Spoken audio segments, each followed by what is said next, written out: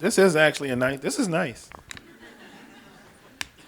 I'm into interior design now. Like I'm not even joking. Like I'm into it. For disclaimer, I'm very sleepy. I did not go to bed yesterday. So if I come off as, a little crazy, just ride with me. A little lost. There's two things I want you guys to take away. I just want to get those out the way before we go on this journey. Number one, when you are lost, every direction is right. You must start. You must do something. You must be active. You must move. Being lost is something that we all have in common. No one has all of the answers, and the people who act like they have all of the answers normally have the least. So when you're lost, every direction is right. And number two, the answers, the keys, who you are and what you want to be is already inside of you. You just have to trust who you are. And it's very difficult living in a world where we're always judged and a lot of times we don't get the things we want, or we don't achieve the things we think we should achieve at the level we think we should achieve them at. We kind of lose that trust, but just remember that the answers are inside of you. And I'll tell you my story, and I'll give you a piece of my journey and talk about how I'm lost, how I'm still lost in the middle of all of the beautiful things that I get to work on. I have 3 books out, and I'm working on another book right now, and I got a chance to work on a Will Smith and Jada Pinkett film. I'm currently writing Carmelo Anthony's memoir. I'm in the process of selling my own television show. So,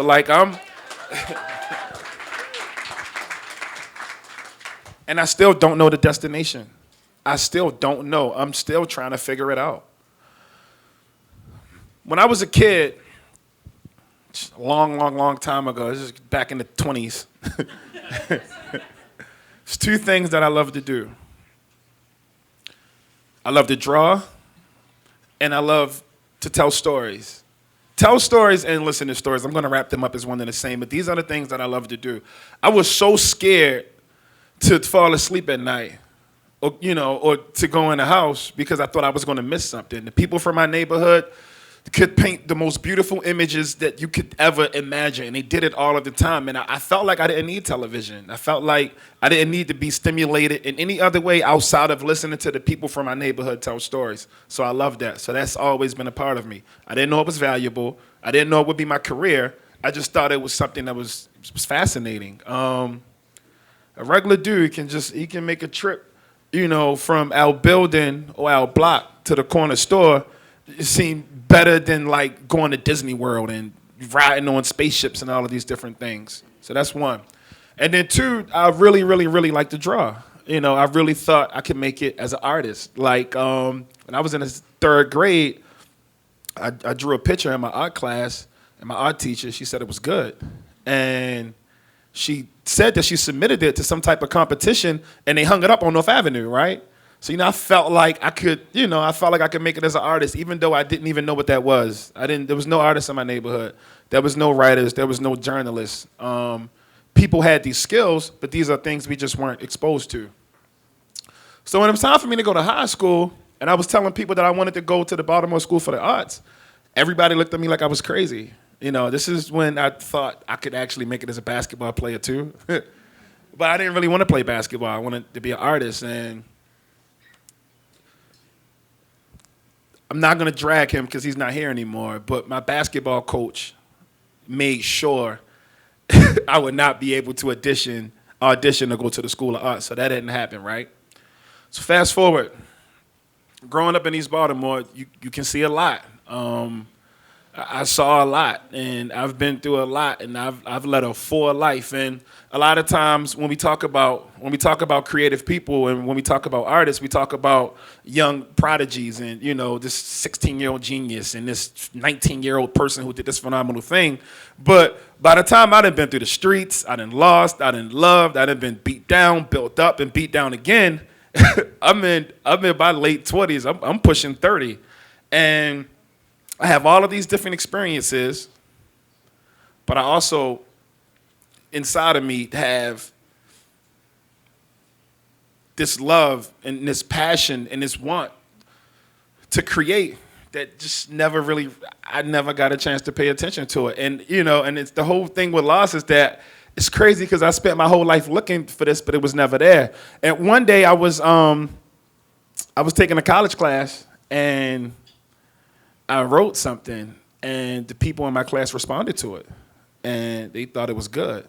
And mind you, still, I'm in college, I'm in my late 20s, I still don't really know what I'm trying to do or what I want to be, but I know that I didn't want to go back to the streets, and I know that, in this country, they're told, well, they don't really tell the new kids this, but when I was coming up, you were born in the 80s, they told you if you went to college, you'll get success, you'll be successful. If you want to be successful, go to college. So I went to college. What did I major in? It didn't matter. I was in college. I could have majored in typewriter maintenance. But people said if you go to college, you'll have success. So I'm in school and I'm writing these essays for this. It's like an elective. I was a history major and I'm writing these essays and people are responding to them and people are reacting to them and people are actually saying, I like your writing. And I'm like, I have writing? Mind you, these things existed for a long time. When I was a kid, I love storytelling. I listen to people tell stories all day. They passed that tradition to me. I'm passing that to my nephews. Somebody passed it to them. So it's already a part of me. So I've been preparing to tell stories my whole life. I just didn't know that was a thing. And I'm into it now. I've had some accidents, and one of those accidents landed me in the hospital, and I had an extended stay in the hospital, and a nurse gave me a copy of Sister Soldier's book, the coldest winter ever, and I didn't know you could write like that. When I was a kid, the books that we ignored were Mark Twain's books, Huckleberry Finn and Tom Sawyer, and those kids, those books helped generations of young people think that they hated reading. And all of these young people in here today, I heard some kids from City Springs on here, young people, they love reading. I've been to that school multiple times, and I've worked with one of their teachers, Mr. O. I don't know if he's here, but I've worked with them a number of times, and I've never had the opportunity to be able to connect with literature at that age. So now, like I said, I'm an older guy, and people telling me they love my writing, and they're really, really into it, and I'm starting to realize that maybe I can do something with this. I'm a reader. Telling my own stories was one thing. Reading Sister Soldier's book and finding out that was a thing made it something different. And now I'm in a game, right? I'm reading articles and I'm reading books and I'm really trying to figure out what the world looks like, but I'm still lost. I don't know where this is going to take me because I didn't know anything about being a writer. I didn't know how to get an agent. I didn't know about book deals. I didn't know the difference between self-publishing or publishing with a company. I didn't know anything. All of these things were just a mystery to me, but I felt like, I had something. And that's when I talk about the answers are already there. Trust that person. When you fail something and you feel like you can do something and you feel like you can connect with something, then, trust that person and do it. Sometimes you just have to leap. So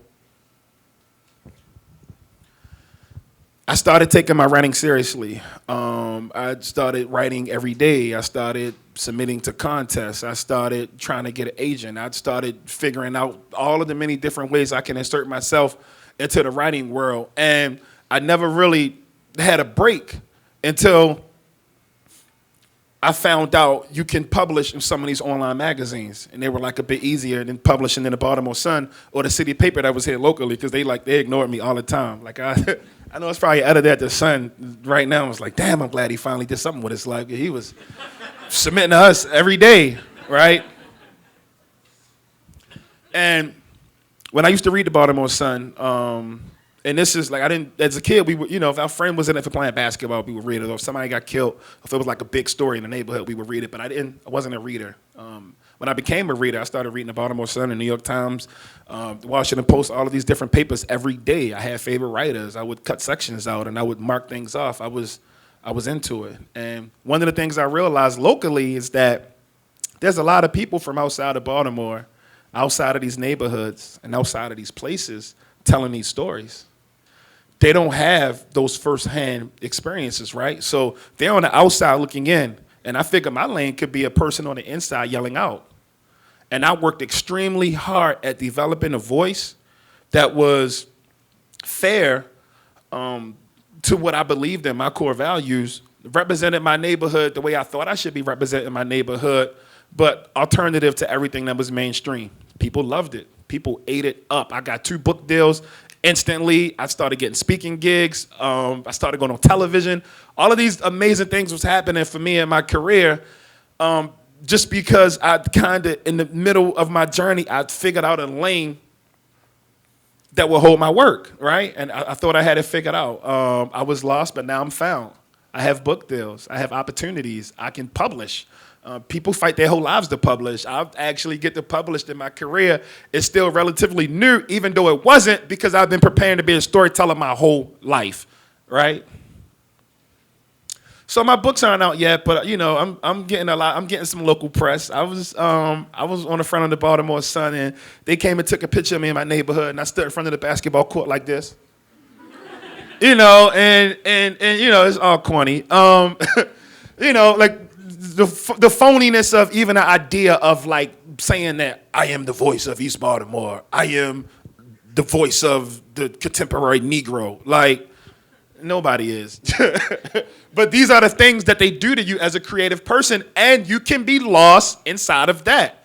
So I didn't get caught up in my own hype because my friends keep me extremely humble. Like my core people around me, they keep me humble. They make sure I don't celebrate anything. I'm at a restaurant, my dessert comes, they yanking it off the table. They make sure I don't celebrate nothing, right? So I'm still humble, but I'm thinking that being this person from the inside speaking out is this revolutionary thing that's going to bring change. So one day I'm on a basketball court, right? And mind you, I got it figured out. I have it figured out. I'm not lost anymore. But I'm on a basketball court, and us older guys, sometimes when we this is Bochex, East Baltimore. We used to play Sunday mornings, and we used to start 8 o'clock, sometimes 7 o'clock in the morning. The young guys, they sleep late, so they pull up around 10. So by the time they pull up, we played our 2 games, and we could just talk trash about them. Oh, you should have did this move. You should have did that move, Knowing they would beat the mess out. They'll dunk on us like we use icy hot Bengay. Like we're dinosaurs, right? We're like house phones.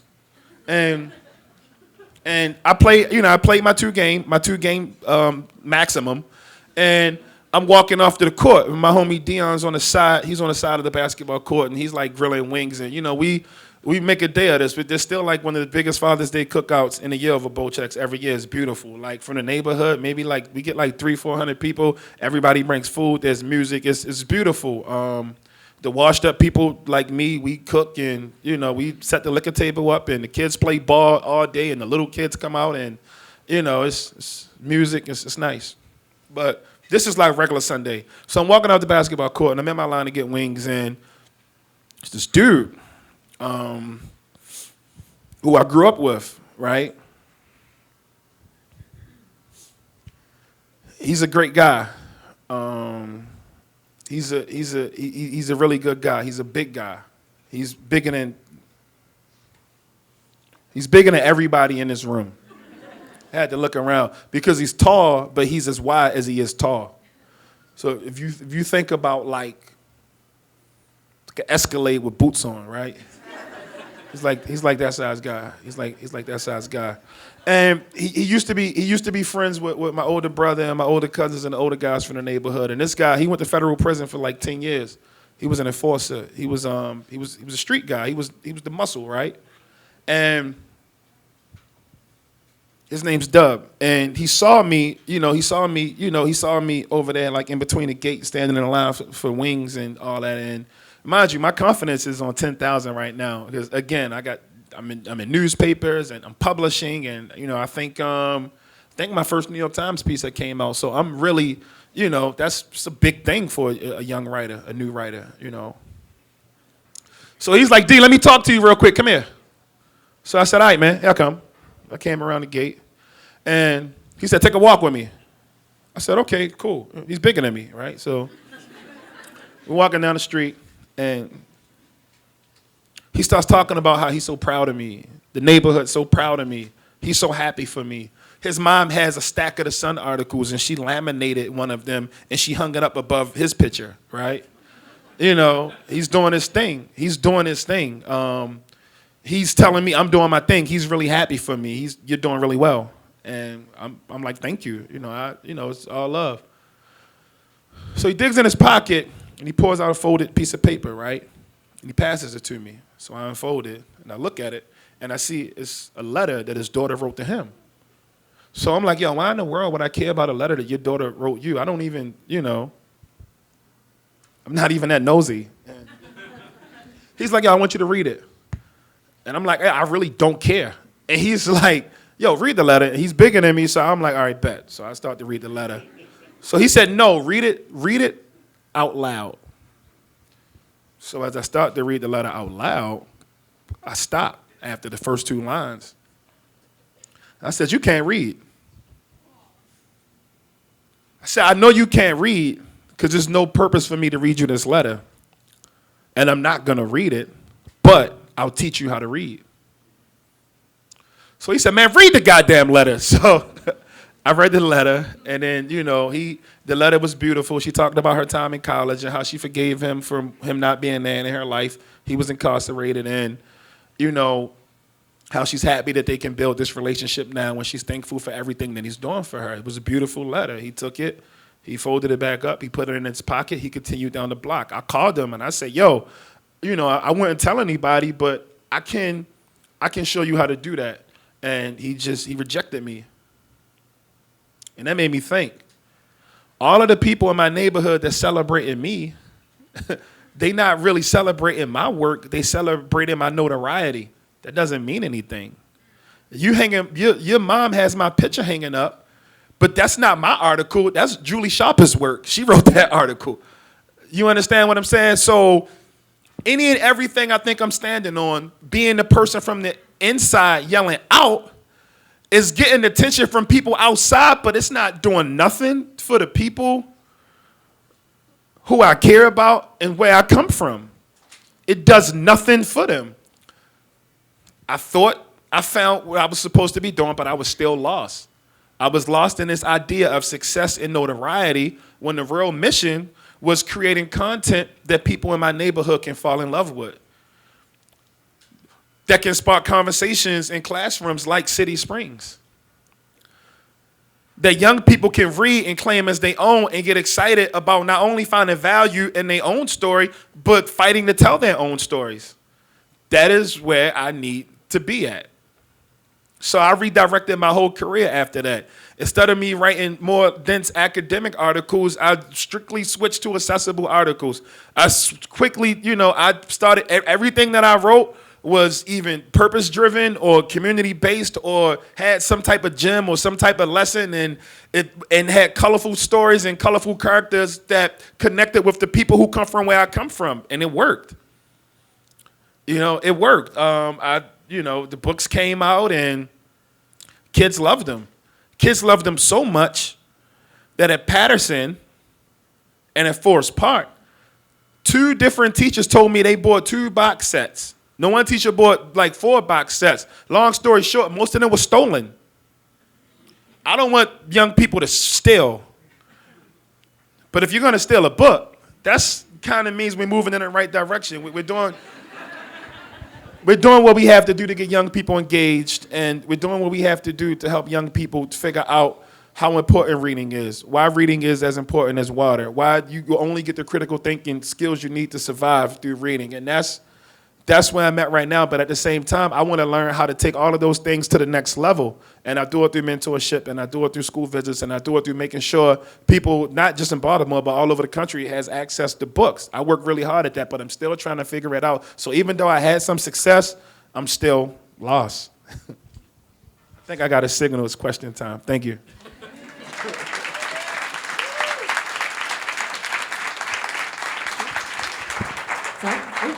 Thank you so much for your talk and your time. Who has questions? I'm going to run around with this because Winston wants me to capture the audio. Thank you so much. I'm curious, you said it was like a long process for you to develop that voice that was always in you from the storytelling, and then to, I guess, work out the craft to have that translate into writing.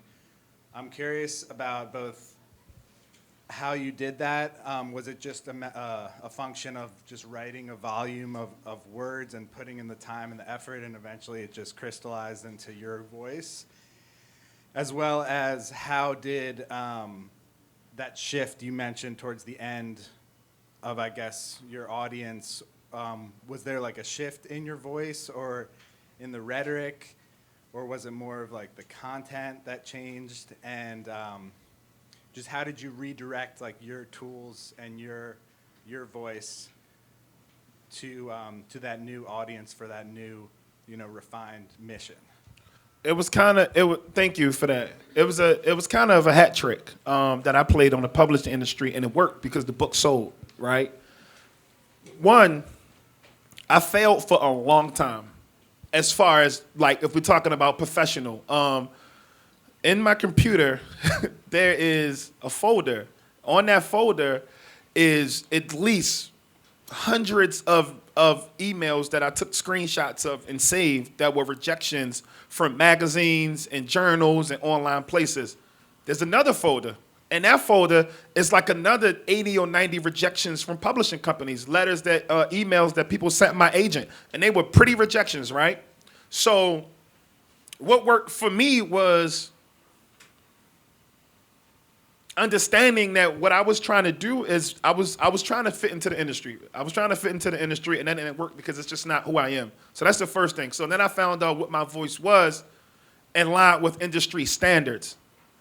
And when they subscribed to that, when I say it's a hat trick, is when they signed me, they thought that they was getting like little James Baldwin or something, right?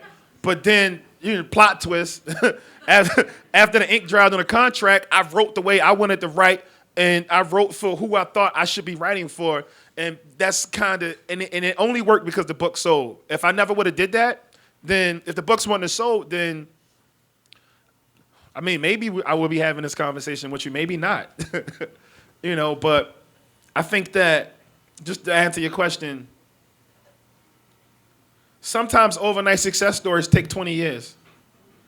And the best thing to do is align yourself with your own core values. What's in your heart? What do you care about, and what do you believe in? I could never, ever sound like, who's the biggest writer? I don't know. But I could never be that. That's not what they do in the lane that they in. It could never be me. But writing what I care about and what I love and what makes me feel free is, it's honest, it's fair, and it allows me to exist. And sometimes that type of work takes long. So before you fall in love with any type of success, fall in love with what you're creating and who you are. And that's where the win is anyway. There's a question over here. Yeah. My question is, how did you change from drug dealing from writing your first book? So the main thing in my story, one of the most heartbreaking things is I just lost a lot of friends. I lost a lot of friends, and I lost a huge parts of myself. And unlike a whole lot of people who ran the streets, I've actually had like a little bit of success, and it didn't feel like anything to me. When I sell a book, when I publish an article, it feels like something. When I was doing things that were wrong, it didn't feel like anything. And I think we all deserve to have a purpose and a meaning and to do things that make us feel good. So that's like the biggest thing for me. Figuring out what you're here for. None of us, we're not here to sell narcotics. You know what I'm saying? We're here we all have goals that are, and we all have things inside of us that are positive that we should be promoting, and we're here for that. My question is, who inspired you to do the right thing? A lot of people, but if I had to if I had to sum it all the way up and just like say one person, I think it would be my grandma. she was a really, really strong person. And I think a lot of things that I got into before she passed, and especially when I got into after she passed, probably would have broke her heart. So I would like to think, I hope that I'm making her proud right now. Who else has a question? I'm going to start over here, and then I'm going to come over there. I see you, red sweatshirt. Hi, how are you doing? Hey, how you doing? Great. I recently just left a job that was comfortable. I'm also from the east side of Baltimore and did the career thing, college degrees and all that. How do you get comfortable with being lost? Because that's where I am right now. The best thing that ever happened for me as an artist is when I became comfortable being uncomfortable. And it's difficult because you're used to stability. You're used to having a task. You're used to doing things. And, you know, one of the things I find fascinating is just different people's success stories. And they all have a common theme. At some point, they had to jump. That jump is different from everybody. You know, some people, that jump is submitting to a place that you know is going to reject you. For some people, that jump is quitting your job. For some people, that jump is sacrificing everything you have going on in your personal life so you can dedicate that time to creating.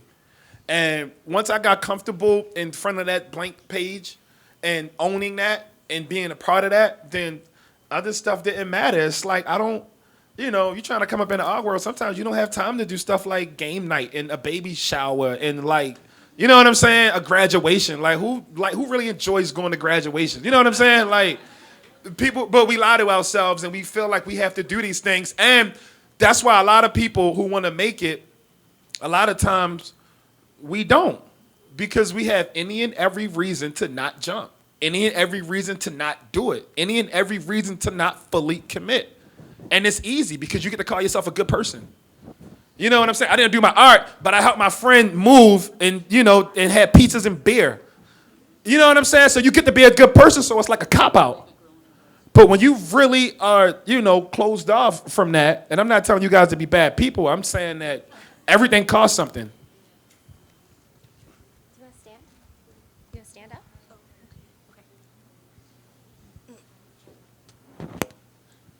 I'm a student from City Neighbors Hamilton, and I was just wondering, what do you think people, especially young children, should get out of your book, B-Side? I think that they should get a clear understanding of the redemptive power of art and education. And I also think that they should utilize the essays in that book to spark their own conversations. If you like something that I said, then you stand on it and you create your own version of that. If you don't like something that I said, you stand on it and you challenge your classmates. Or if you see me walking down the street, you challenge me. Like, and that's what good books do. That's what literature does. I've read books that are beyond ridiculous, but like they challenged me to think and they challenged me to be more comfortable in owning my own ideas. When your I see. when your coach blocked you from going to the Baltimore School of Arts, what gave you motivation to keep following your dreams? Well, you know, that put me on like a 15, 20-year slide of not creating anything ever. So I think sitting in that classroom and seeing how people were responding to my class assignments, it sparked something brand new in me, and it gave me an energy to keep creating. And I found myself, you know, my classmates were passing in short stories that were 5 pages, and, you know, my short stories were like novellas. You know, so it's something about being lost and finding a piece, you know, a piece of your journey that can just be inspiring and, you know, cause you to turn up. So you talk about being fair, like you're fair to yourself and your work is fair. What does that mean? Is that like just a gut check? Because it's like when you're creating work, it's easy to get swept up in like your anger or your happiness or whatever that emotion is. So what is that fairness that you're talking about and like the process of that? Is it just a gut check? Fairness to me is not just the art I create, but it's how I live my life as an artist, how I live my life as art. what I do is an extension of the people I serve, and the people who paved the way for me to be here today. And that's fair to me. So I'm not going to write a story about some type of pain that's happening in Baltimore if I'm not there trying to help heal that pain. I'm not going to work on a film about pain in Baltimore unless I have an influence to be able to help become like a part of the solution. So everything that I do is service-based, and I love my art. I love what I create, but I also love the people who consume it, and I love that it's a writing style and things that are available that wasn't there for me when I was coming up. So that's fair to me. When you get to the point where you're telling, oh, this Baltimore story and this story and that story, and then someone asks you to speak to some kids and you're like, no, I'm busy. Or they're like, hey, can you come to my school? No, well, I'll come to your school, but all of the schools need to put together 50,000 and then I'll come by, and wave high, but I'm not signing books. Like, that's crazy to me. And, and that's not fair. So, I believe they're one and the same. We're going to do our last question back here. You want to stand?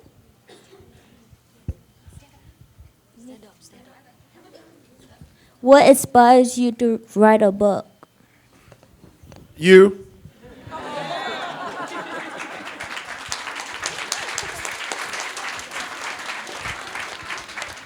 When I was your age, they made us read a book about a very weird and strange person named Ben Carson.